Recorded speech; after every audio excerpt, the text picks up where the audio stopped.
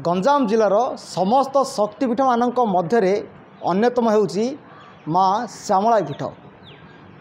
विगत वर्ष यदि आम देखा विगत वर्ष माँ को षोडश उपचारी पूजा जो लगी भक्त गहली चहली फाटी पड़ूला यही मंदिर।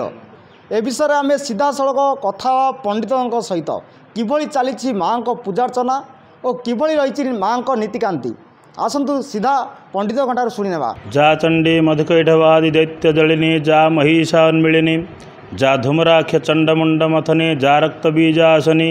मांगर यही शारदीय दुर्गोत्सव प्रत्येक वर्ष 16 दिनात्मक पूजा हुए। एबे जेहेतु अधिमास पड़ा हेतु आश्विन मासरे एबे 45 दिन धरी पूजा अनुष्ठित होइछि।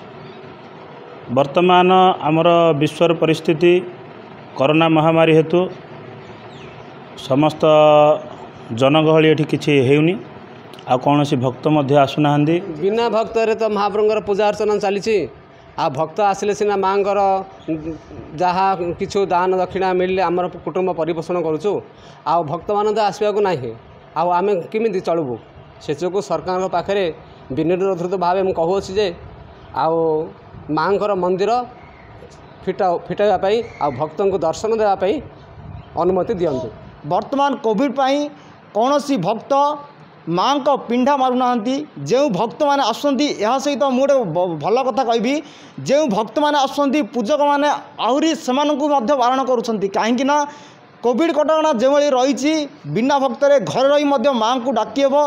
तेणु जो भक्त मैंने आसुँच कई भक्त जब सकाल आम देखा कई भक्त कई आसुँच जहाँ को आमर जो पूजक रही मंदिर पूजक मैंने और मंदिर कमिटी मैंने से बारण कर कोविड नियम बुझाते। हिंजिली कार्ड्रो मनोज कुमार साहू को रिपोर्ट कोणार्क न्यूज।